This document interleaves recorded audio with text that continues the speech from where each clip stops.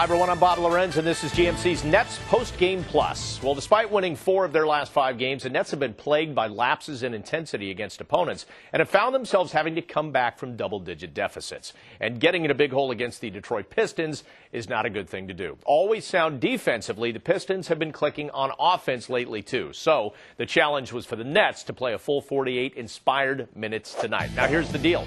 They did come out inspired. They matched them blow for blow in the first quarter, but then the Nets were outscored by 10 in the second quarter, 10 in the third, and could never recover as 6 Pistons scored in double figures in a 118-95 win. The Pistons led by Rip Hamilton and his 19 points. Chauncey Billups and Jason Maxiell had 18. Max also had 11 rebounds as the Pistons really dominated on the offensive glass, creating a lot of second-chance opportunities. Then second half, the Nets had some defensive lapses that allowed it to get out of reach. Here's head coach Lorenz.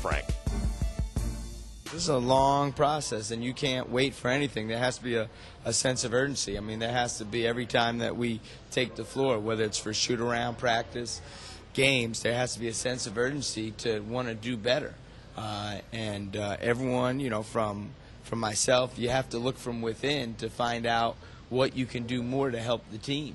And I think that's the only way you get yourself out of a funk or in a bad way, because, you know, I mean, you go back, and this is how quickly things change, right? Utah, things couldn't look worse after that game.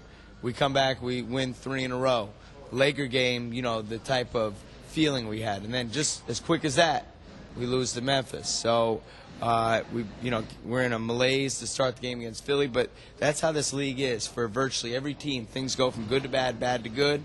It's the teams that can, regardless of what's going on, when they step on the court, can stay together and collectively understand what their recipe is for winning and being committed to that through good and bad. All right, so the Nets lose to the Pistons 118-95. They are back in action Tuesday night when the Nets play the Cavaliers in Cleveland. Our coverage begins on Yes with the pregame at 6:30, followed by tip-off just after 7 o'clock.